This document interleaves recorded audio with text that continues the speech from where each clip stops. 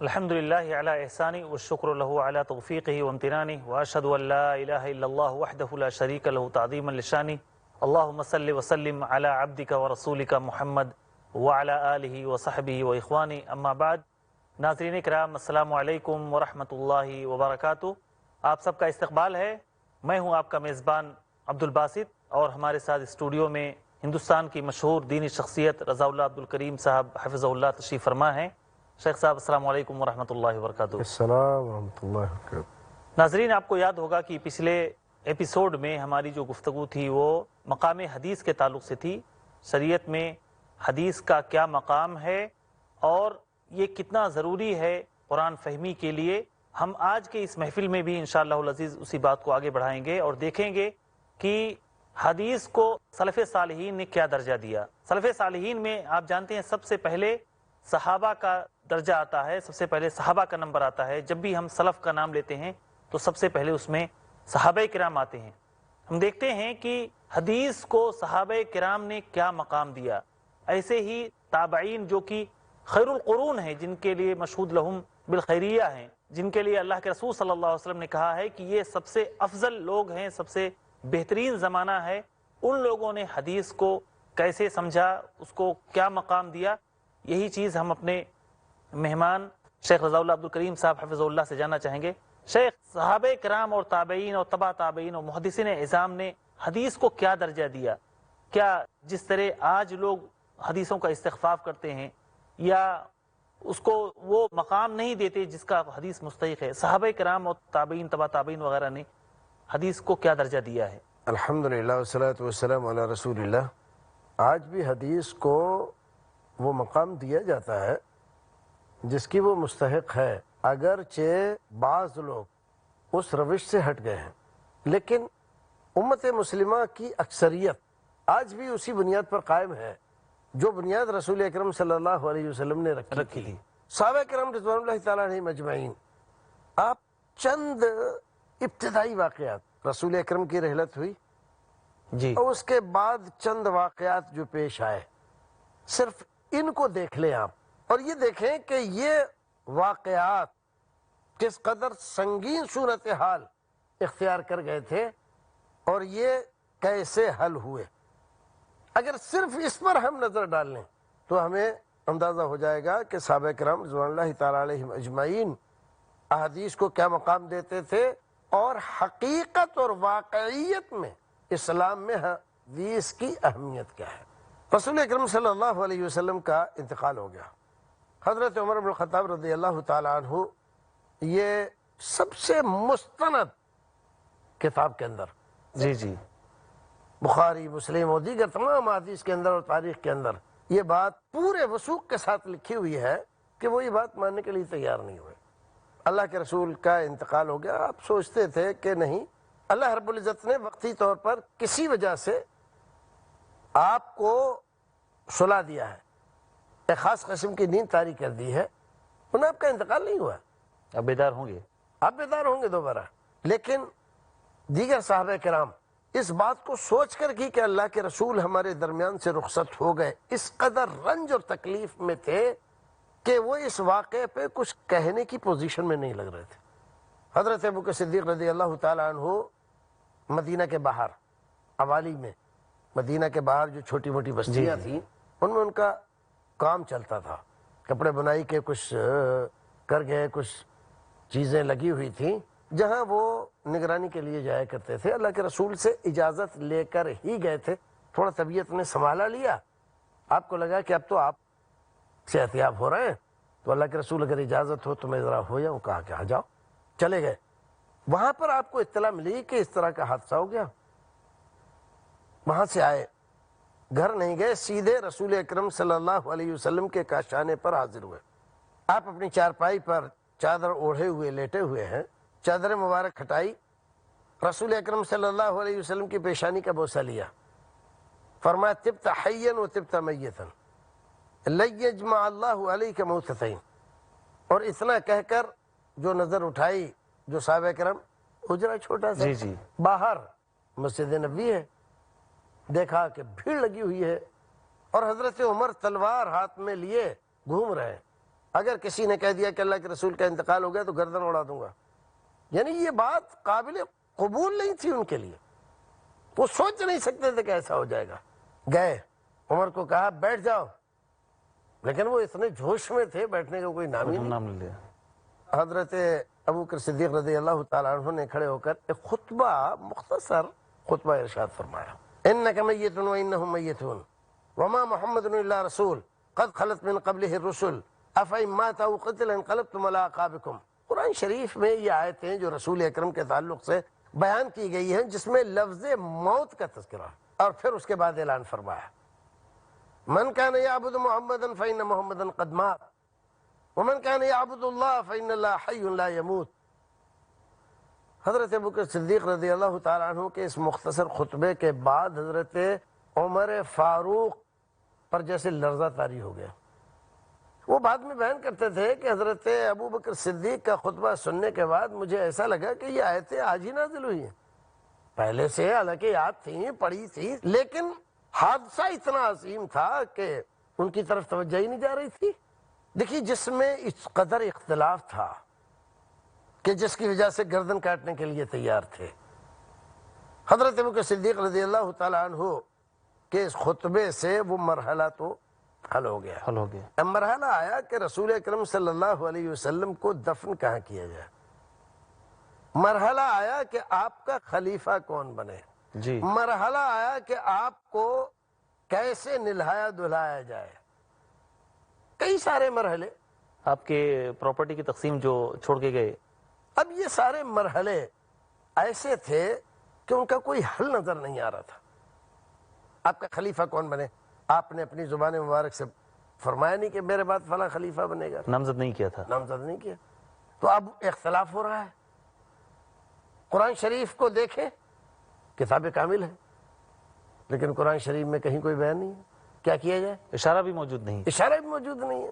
صحابہ کرام رضوان اللہ تعالیٰ علیہم اجمعین بڑی سوچ وچار کے بعد، بڑے جو صحابہ کرام تھے، ان کا اللہ کے رسول صلی اللہ علیہ وسلم نے اگرچہ زبان مبارک سے ارشاد نہیں فرمایا، لیکن عملاً ابو بکر کو اپنا جانشین قرار دیا، اپنی زندگی میں، اپنی موجودگی میں، اپنے مسلح پر کھڑے کر کے نماز پڑھوائی۔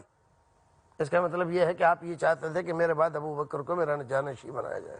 ایک مسئلہ حل ہوا، انصار چاہتے تھے منا امیر و منکم امیر، ایک مرحلہ ایسا ہے، پہلے تو یہی چاہتے تھے کہ ہم میں سے ہوگا جانشین، ہم میں سے جانشین ہوگا، آپ مہاجرین میں سے کیسے ہو سکتا ہے؟ حضرت ابوبکر صدیق رضی اللہ تعالیٰ عنہ نے جب یہ حدیث پیش کی، رسول اکرم نے فرمایا تھا ائمۃ من قریش، امام، خلیفہ، امیر قریش میں سے ہوگا۔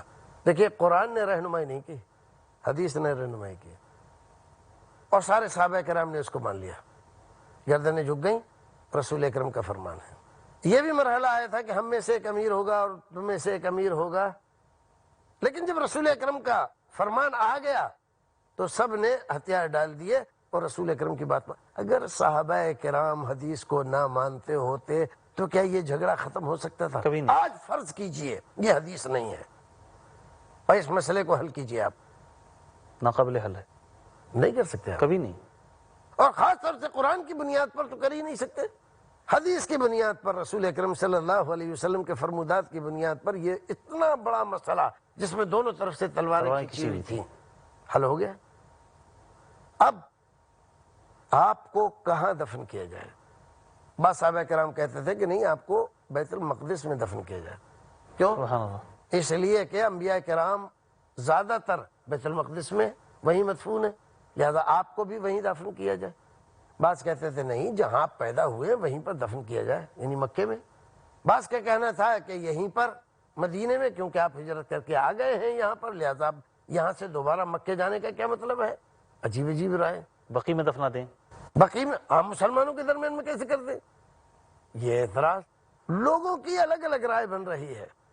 اور جب یہ حدیث رسول اکرم کی پیش کی گئی کہ ہم انبیاء کرام کے سلسلے میں اللہ کی سنت یہ ہے، نطفن ہے سنموت، جہاں ہماری وفات ہوتی ہے وہیں ہم کو دفن کیا جاتا ہے۔ گردنیں جھک گئیں، رسول اکرم کے ایک فرمان سے اتنا بڑا جھگڑا ختم ہو گیا۔ جی جزاک اللہ خیر شیخ۔ ہم حلقے کے اس بریک کے بعد انشاءاللہ العزیز اپنی گفتگو جاری رکھیں گے۔ ناظرین کرام، ہم آپ سے اجازت چاہتے ہیں، آپ کہیں جائیے گا نہیں۔ السلام علیکم ورحمۃ اللہ وبرکاتہ۔ السلام علیکم ورحمۃ اللہ وبرکاتہ۔ آپ کو یاد ہوگا کہ ہم بریک سے پہلے اپنے شیخ سے سن رہے تھے کہ صحابہ کرام کے درمیان اگر کوئی اختلاف ہوا، کوئی بھی مسئلہ درپیش ہوا، تو انہوں نے اللہ کے رسول صلی اللہ علیہ وسلم کی حدیثیں سن کر کس طرح اپنی گردنیں جھکائیں اور کس طرح اپنے اختلافات کو ختم کیا۔ اور شیخ ہمارے بیان فرما رہے تھے، کچھ مثالیں دے رہے تھے کہ اللہ کے رسول صلی اللہ علیہ وسلم کے انتقال کے فوری بعد کس طرح اختلافات پیدا ہوئے اور کس طرح کسی صحابی نے اللہ کے رسول صلی اللہ علیہ وسلم کی ایک حدیث بیان کی اور سب نے فوری طور پر اپنے تمام اختلافات کو ختم کر کے اس حدیث کے سامنے اپنی گردن جھکا دی۔ شیخ، اللہ کے رسول صلی اللہ علیہ وسلم کے دفن کے تعلق سے بات چل رہی تھی اور تقریباً آپ نے بات مکمل کر لی تھی۔ اسی سلسلے میں دیگر مراحل بھی آئے۔ رسول اکرم صلی اللہ علیہ وسلم کی وراثت ترکہ جی، ایک مسئلہ تھا۔ سارے لوگوں کی وراثت تقسیم کی جاتی ہے، ان کے وارثین اپنے عزیز کی وراثت کے مستحق قرار دیے جاتے ہیں۔ رسول اکرم صلی اللہ علیہ وسلم نے اپنی زندگی میں اہل بیت کے لیے زکوٰۃ صدقات منع کر دیے تھے۔ اب زکوٰۃ صدقات سے تو ان کو حصہ ملنے چلا، اب وراثت کا کیا ہوگا؟ حضرت فاطمہ رسول اکرم صلی اللہ علیہ وسلم کے خلیفہ، آپ کے جانشین حضرت ابوبکر صدیق کی خدمت میں پہنچی اور کہا کہ مجھے اپنے باپ کی وراثت چاہیے۔ پوچھا خاتون جنت کون سی وراثت؟ کہا کہ وہ فدق کا باپ، فدق کا باپ میرے باپ کی وراثت میں ہے، میں اس کی جائز مالک ہوں اور کوئی تو ہے نہیں، لہذا وہ مجھے ملنا چاہیے۔ کہا کہ بات تو آپ کی صحیح ہے، ملنا تو آپ کو چاہیے، لیکن کیا کریں، جس باپ کی وراثت آپ مانگنے کے لیے آئی ہیں اسی باپ نے یہ فرمایا ہے، نحن معاشر الانبیاء لا نورث ما ترکناہ صدقہ۔ ہم انبیاء کرام کے سلسلے میں اصول یہ ہے کہ ہم درہم و دینار کا کسی کو وارث نہیں بناتے، ہمارے بعد جو مال رہ جاتا ہے وہ امت کے لیے بطور صدقہ ہو، لہذا ہم آپ کو وراثت نہیں دے سکتے۔ دیکھیے، اس مسئلے کو کسی اور ذریعے سے آپ حل کر سکتے ہیں کیا؟ کبھی نہیں۔ صحابہ کرام نے اس کو حل کیا اور حدیث کی بنیاد پر ہی حل کیا۔ اگر حدیث کو نہ مانے، آج بھی اس حدیث کو آپ ایک طرف کر دیجئے اور حل کر کے دکھائیے، نہیں حل کر سکتے۔ کبھی نہیں۔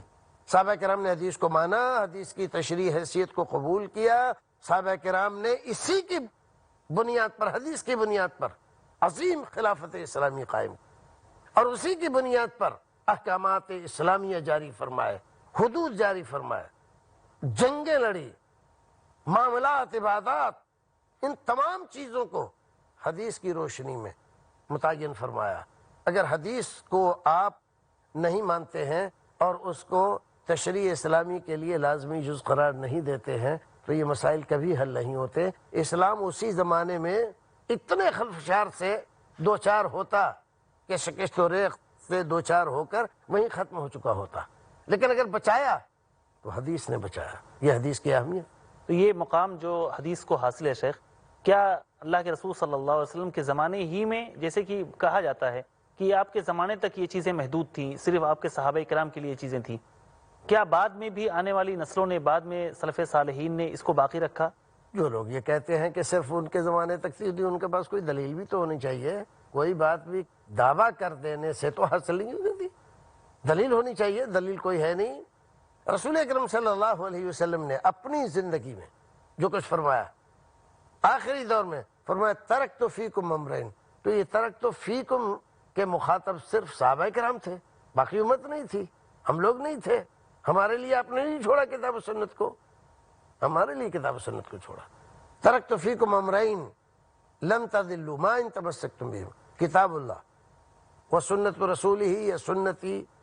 تو اب یہ جو سنت اپنا طریقہ، اور یہ جو آپ ہر خطبے میں فرماتے تھے وہ خیر الہدی ہدی محمد، تو عمل کے لیے نہیں تھا، خالی سننے کے لیے تھا، کہ وہ عمل کے لیے؟ بے شک۔ وہ ہدی قولی ہو، فعلی ہو یا تقریری ہو، آپ کا اسوہ امت کے لیے رہتی دنیا تک یہ قابل عمل ہے اور یہی بنیاد ہے۔ اس سے ہٹ کر کسی دوسرے کی زندگی کو ہم بنیاد نہیں بنا سکتے. بنائیں گے تو اس کی کوئی سند نہیں ہے، وہ غیر اسلامی چیز ہوگی. اسلامی چیز یہی ہے.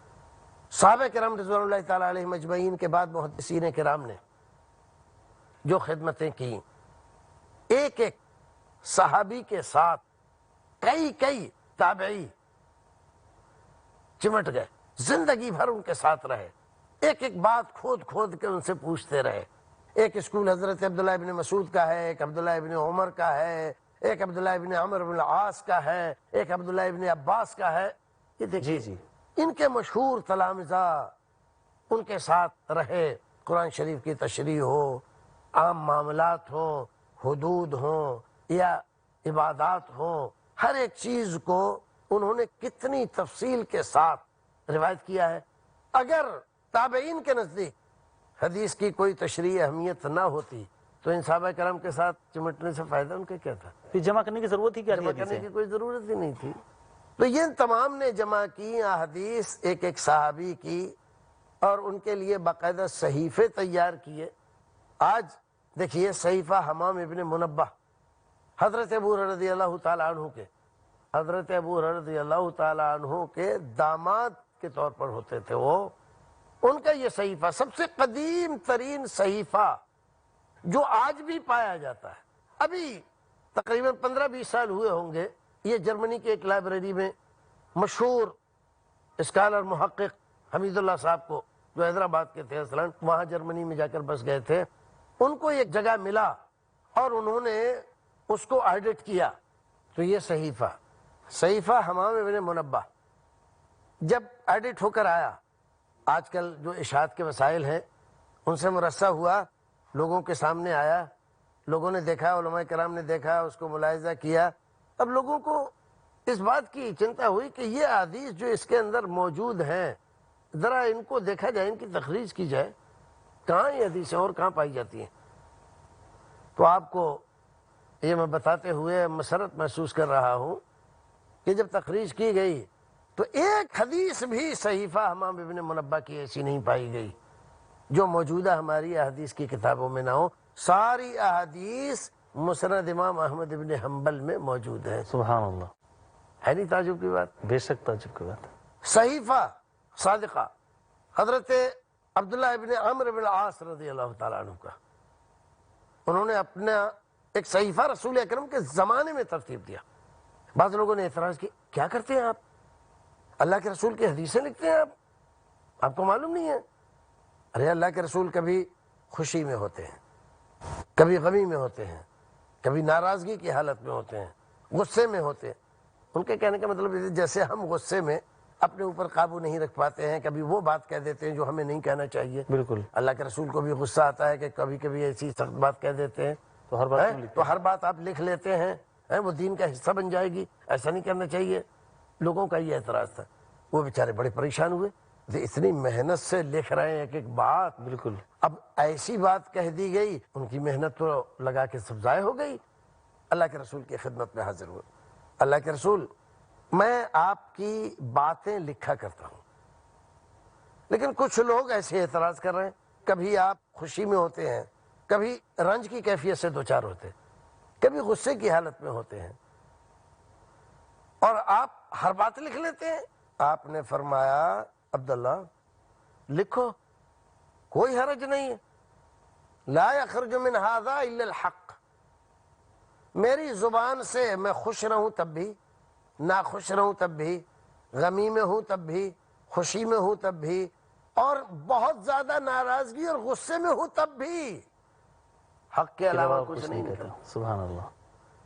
یہ عام انسانوں کی طرح سے میرا معاملہ نہیں ہے. اللہ رب العزت نے میری عصمت کا انتظام فرمایا ہے، حفاظت میری کی جا رہی ہے، غیر حق بات میری زبان سے نہیں نکلتی. تم لکھا کرو. دنیا میں کوئی دوسری ملت نہیں، دوسری قوم نہیں جس کے پاس اس کے نبی کی اس انداز سے کمنٹری موجود ہو جیسے ہمارے پاس موجود ہے. تو یہ تابعین کرام کے نزدیک اگر حدیث کی اہمیت نہ ہوتی تو حدیث کے مدون کرنے، اس کے جمع کرنے، کتابیں لکھنے کا سلسلہ ہی ختم ہو جائے. ہزاروں لاکھوں لوگوں کی جو تراجم موجود ہیں، محفوظ ہیں، اس کی ضرورت ہی نہیں تھی. ضرورت ہی نہیں تھی. محدثین کرام نے اپنی پوری زندگیاں لگا دی. بعض محدثین کرام نے شادی نہیں فرمائی. شادی کریں گے تو دیگر جھنجھٹوں میں لگے رہیں گے. جو خدمت ہم انجام دے رہے ہیں یہ خدمت پوری طرح سے انجام نہیں پائے گی. تجارتیں چھوڑ دی, کاروبار چھوڑ دیے اور کام چھوڑ دیے. تو یہ شیخ بعض دفعہ یہ غلط فہمی ہوگی. میں چاہتا ہوں کہ آپ ہمارے ناظرین کو یہ بتا دیں کہ کیا اس مقصد کے لیے آدمی شادی کو مؤخر کر سکتا ہے یا اس کو ملتوی کر سکتا ہے کہ دین کی تحصیل کے لیے, تحصیل علم کے لیے آدمی شادی نہ کرے, کیونکہ اللہ کے رسول صلی اللہ علیہ وسلم نے حکم دیا ہے شادی کرنے کے لیے. یہ شادی کا مسئلہ یہ فقہی ہے. شیخ وضاحت ضروری ہے کیونکہ کبھی کبھی یہاں لاکھوں لوگ دیکھتے ہیں. اب آپ نے پوچھا ہے مختصراً ہم اپنے پروگرام کے ایک دم آخر میں پہنچ رہے ہیں شیخ, اس کی وضاحت ضرور کر دیں. دیکھیے, نکاح واجب ہے جی, مسنون ہے, مستحب ہے, اور نکاح ناجائز ہے, حرام ہے. سبحان اللہ. جی, ایک آدمی ایسا ہے خط پیتا گھر کا ہے, وقت ہمارا ختم ہو رہا تھا, مختصراً آپ ہمارے ناظرین صحت و توانائی بہت اچھی ہے اس کی.